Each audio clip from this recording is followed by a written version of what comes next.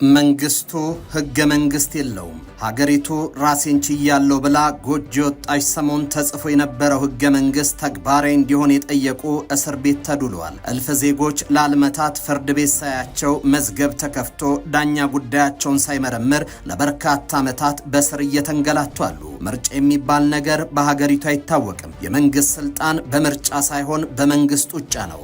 የመንግስቱ ስልጣን ህጋዊነቱ ዜጎች በኮሮጆ አፍ በሚያስቀምጡት ድምጻቸው ሳይሆን ለመብታቸው እንዳይጮሁ በሚደቁበት ሰደፍና ፈሙዝ ነው። ሀገሪቱ የምርጫ ስርዓት የላትም።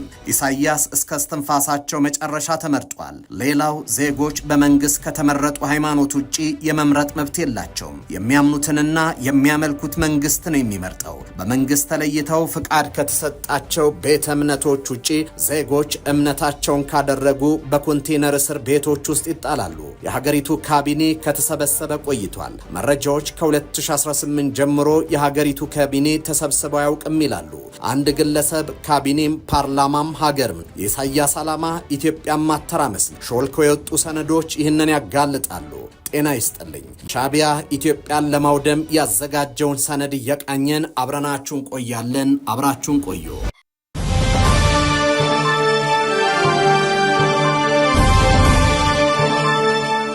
ከአስመራ ከባድ ወታደራዊ መረጃ ሾልኮ ወጥቷል። ወታደራዊ መረጃው ኢሳያስ ከኢትዮጵያ ጋር ወደ ጦርነት ቢገቡ ሊከተሉ ስላሰቡት የጦር ስልት በዝርዝር የቀረበበት ነው። አንደኛው የውጊያ ስልት ሻዕቢያ በአሁኑ ሰዓት እየተተገበረው መሆኑ የታወቀ ሲሆን፣ ሁለተኛው የውጊያ ስልት ግን ለመሞከር እንደማይደፈር ሚስጥራዊ ሰነድ ያጋልጣል። የኤርትራ ጀነራሎች ከፕሬዝደንት ኢሳያስ አፈወርቂ ጋር በሰፊው መክረው የደረሱበት ድምዳሜ እንደሆነ ሾልኮ የወጣው ወታደራዊ መረጃ አረጋግጧል። ከሁለቱ የጦርነት ስልት መካከል አንደኛውን አሁን ተግባራዊ እየተደረገ እንደሆነ ዘገባው ይጠቁማል። ይህ ተግባራዊ የሆነ ያለው የጦር ስልት ኢሳያስ ከዚህ ቀደም በተለያዩ ግንባሮች ውጤታማ የሆኑበት እንደሆነም ተነግሯል። የኤርትራ ወታደራዊ ግለሰቦችንና ዲፕሎማቶችን ጠቅሶ የተሰራጨው ዘገባ እንደጠቆመው የኤርትራ መንግስት በኢትዮጵያ ላይ ሁለት የጦር ስልት መንደፉንና አንደኛው የጦር ስልት በአሁኑ ወቅት ጭምር ተግባራዊ እየተደረገ መሆኑን አንስቷል። እንደ መረጃው ከሆነ ኤርትራ ከኢትዮጵያ ላይ ወደ ጦርነት ለመግባት ዝግጅቷን ጨርሳለች። ለዚህም ሁለት አይነት የጦር ስልት እንደምትከተል ከአስመራ የወጣው ሰነድ ይፋ አድርጓል። አንደኛው የጦር ስልት የፊት ለፊት ውጊያ ሲሆን፣ ሁለተኛው ደግሞ ፕሬዝደንት ኢሳያስ የተካኑበት የውክልና ውጊያ ማድረግ ነው። ሁለተኛውን የውጊያ ስልት ተግባራዊ ሆኗል። ለዚህም ኤርትራ ባለፉት ወራት ለጎንደርና ለጎጃም ፋኖች ያደረጓቸው ወታደራዊ ድጋፎችን ጠቅሷል። ክላሽና ሬሽን ስንቅና ትጥቅ ወደ አማራ ክልል እያሻገረ ያለው ሻዕቢያ ጦርነቱ ወደ ራሱ እንዳይመጣ አማራ ክልልን የእልቂት ሜዳ ማድረግም መርጧል። ለታጣቂዎቹ ለዚህ የኢሳያስ ፕሮጀክት የተመቸ ሆኗል። ዲፕሎማቶችና ወታደራዊ መኮንኖችን ዋቢ ያደረገው ዘገባው እንደሚለው ከሆነ ከወራቶች በፊት ኤርትራ በጎጃምና ጎንደር ለሚንቀሳቀሱ የፋኖ አደረጃጀቶች ወታደራዊ ድጋፍ ማድረጓን አስታውቋል። ከዚህ በተጨማሪ የእስክንድር ነጋና የዘመነ ካሴ አደረጃጀቶች በአንድ ሆነው እንዲዋሃዱ ጥረት እያደረገች እንደምትገኝ የገለጸ ሲሆን፣ የእስክንድር ነጋ ቡድን ተወካይ በቅርቡ ኤርትራ ተገኝቶ ከኢሳያስ መንግስት ተወካዮች ጋር መገናኘቱም ታውቋል። ከኤርትራ አመራሮች ጋር የተገናኘው የፋኖ ተወካይ የኤርትራ መንግስት ወታደራዊና ዲፕሎማሲያዊ ድጋፎች እንደጠየቀም አስታውቋል። ከዚህ ቀደም እንደ ኦነግና ግንቦት ሰባት ያሉ አማጺ ኃይሎችን በመደገፍና ከለላ በመስጠት ከኢትዮጵያ መንግስት ጋር የውክልና ውጊያ ማድረጋቸው ይታወቃል።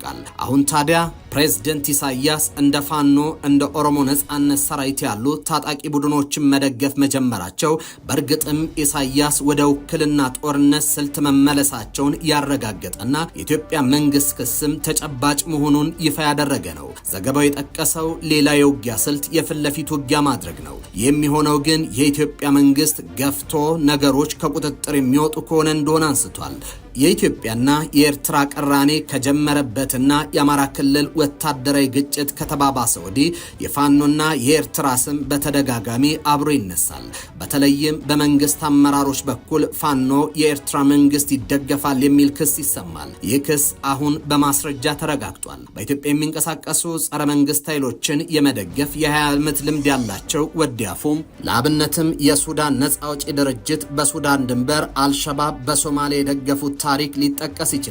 ከብልጽግና መንግስት ደግሞ ለፋኖ ወታደራዊ ድጋፍ በመስጠት የውክልና ጦርነቱን ተቀላቅሏል። ኤርትራ የተመሰረተችው በራሷ አቅም በውስጥ ጥንካሬዋ ከኢትዮጵያ በተለየ ታሪክና በነገ ተስፋዋ ተመስርታ አይደለም። የኤርትራ መሰረት የኢትዮጵያ ውድቀት ነው። የኤርትራ ልማት በኢትዮጵያ ውድመት፣ ትንሳኤዋ በሞቷ ላይ እንዲመሰረት ሆኗል። ኤርትራ የተመሰረተችው በራሷ አቅም በውስጥ ጥንካሬዋ ከኢትዮጵያ በተለየ ታሪክና በነገ ተስፋዋ ላይ ተመስረተ አይደለም። የኤርትራ መሰረት የኢትዮጵያ ውድቀት ነው። የኤርትራ ልማት በኢትዮጵያ ውድመት፣ ትንሳኤዋ በሞቷ ላይ እንዲመሰረት ሆኗል።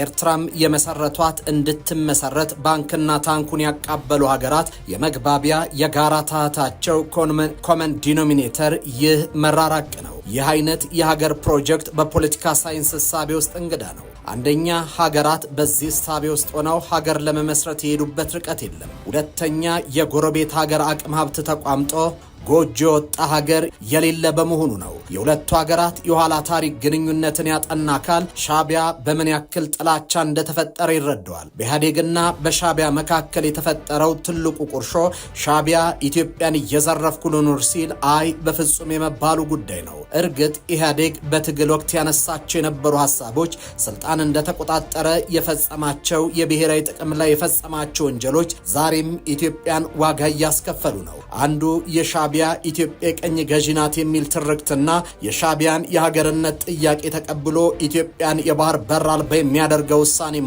መወሰን በኢትዮጵያ ብሔራዊ ጥቅም ላይ በታሪክ ውስጥ የተፈጸመ ትልቅ ወንጀል ነው። የዘጠናዎቹ ግጭት መንስኤ ሻቢያ ነጻ ሀገርን ከመሰረተም በኋላ ቢሆን በኢትዮጵያ ኢኮኖሚ ላይ እንዳሻይ ለወስን የማለቱ ጉዳይ ነው። ኤርትራ የግላችን ኢትዮጵያ ግን የጋራችን የሚል ነባራዊ እውነት ውሎ አድሮ መቃቃርን ፈጥሯል። እናም ድንገት የሀገሪቱ መሪ ፓርቲዎች መቃቃር በወቅቱ ግራ የሚያጋባ እውነት ሆኖ ነበር። ከዚያ አስቀድሞ ሁለቱ ሀገራት ግጭትን ለማስወገድ በጋራ ሲሰሩ ነበር። በአፍሪካ አንድነት ድርጅት ውስጥ የጋራ አቋም መያዝና በአንድ የገንዘብ ኖት ነበር የሚጠቀሙትም። እናም በድንገት ሀገራቱ ወደ ክርክርና ጸብ መግባታቸው ዓለም አቀፉን ማህበረሰብ አስደንግጧል። ህዝቡም ቢሆን የመንግስታቱ ሽርክና ተበጥሶ ክርክርና ጠብ ነክሶ ጥይት ለመቀራቀር መድረሳቸው ግር ብሎታል። ግን የሻቢያ የሀገርነት ሰሪት ለጥቅሙ ሲል በኢትዮጵያ ጥቅም ላይ የመንጠላጠል ኢትዮጵያን ከኤርትራ ታገኘዋለች ብሎ የሚያስባቸው ነገሮች ላይ ደግሞ የኤርትራውያን ብቻ ትሆናለች። ያኔ ነጻ ሀገር መሆናቸውን ያስታውሱታል። እርግጥ ይህ ጥፋት የሻቢያ ብቻ ሳይሆን የኢህአዴግ ነው። ኤርትራ መገንጠሏን ተከትሎ የሽግግር መንግስቱ የኤርትራ ኢኮኖሚ ማንቀሳቀሻ ይሆን ዘንድ በወቅቱ ምንዛሬ ትልቅ የሚባለውን የ50 ሚሊዮን ብር ለኤርትራ መንግስት ሰጥቷል። ኢትዮጵያ ለኤርትራ ኢኮኖሚ ማንቀሳቀሻ የሚሆን ገንዘብ እስከ መፍቀድ ያለው ውሳኔ ከመስጠት ተሻግራ ሀገሪቱ ብርን የጋራ መገበያ እስከ ማድረግ ደርሰው ነበር። አሰብ የሚገኘው የነዳጅ ማጣሪያ ኢትዮጵያ በአመት 21 ሚሊዮን ብር እየከፈለች ትጠቀም ነበር። ኢትዮጵያ ድፍድፍ ነዳጅ በዶላር አስገብታ ካጣራች በኋላ ኤርትራ በብር ትገዛታለች። አሰራሩ ኢትዮጵያን የሚጎዳ ኤርትራን የሚያፋፋ ሆነ። ኋላ ላይ ኢህአዴግ በጫና ምክንያት ድፍድፍ ነዳጅ መስጠቱን አቁሞ የተጣራ ነዳጅ ማስመጣት ጀመረ። ነገሩ ኤርትራን አስቆጣ። ኤርትራ በግዳጅ ራሷን ገንዘብ ናቅፋ መጠቀም ብትጀምርም ብርና ናቅፋ በነፃ እንዲንቀሳቀሱ ምርጫዋ ነበር። ነገር ግን በኢትዮጵያን ቢተኝነት ይህ ሳይሆን ቀርቷል። የኤርትራ የኢትዮጵያ ጥገኝነት የሚገለጸው በወቅቱ የኤርትራ ኢኮኖሚ ከአጠቃላይ ሀገሪቱ ምርት 40 በመቶ ከወደብና ከትራንስፖርት የሚገኝ ገቢ ነበር። ሌላው የሀገሪቱ ገቢ ከኢትዮጵያ በአሰብ ወደብ ላይ ያለ የነዳጅ ማጣሪያና የወደብ ግልጋሎቶች የሚገኝ ገቢ ነው። በወቅቱ 90 በመቶ በላይ የወደብ ግልጋሎትና 100 በመቶ የነዳጅ ተጠቃሚ የኢትዮጵያ በመሆኗ ምክንያት ኤርትራም ተጠቃሚ ነበረች። በሁለቱ ሀገራት ግጭት ምክንያት የወደብ አገልግሎቱ እንዲቆም ሲደረግ የኤርትራ ኢኮኖሚ ተናግቷል። ወትሮም ቢሆን የኤርትራ የሀገርነት ፕሮጀክት በኢትዮጵያ ላይ የበላይ በመሆን በሚፈጸም ዘረፋ ላይ የተመሰረተ የኢኮኖሚ ፖሊሲ ላይ መንተራሱ ኤርትራን በአህጉሩ የኢኮኖሚ ጭራ እንድትሆን አድርጓታል። የሀገርነት ፕሮጀክቱ በራስ አቅምና ጉልበት ሳይሆን በኢትዮጵያም በግጭት ውስጥ ጠምቆ በሚፈጠር የኮንትሮባንድ ንግድ ላይ መሰረት መጣሉ ኤርትራ አሁን የሆነችውን እንድትሆን አድርጓታል። ዛሬ የኤርትራ መንግስት ግን የኢትዮጵያ መንግስት ተቋሚዎችን በማስታጠቅ የሚፈጸም ወንጀል የሆነውም ኢትዮጵያ ኤርትራ ካለችበት ደረጃ ጎትቶ ለመጣል የሚደረግ ትግል በመሆኑ ምክንያት ነው።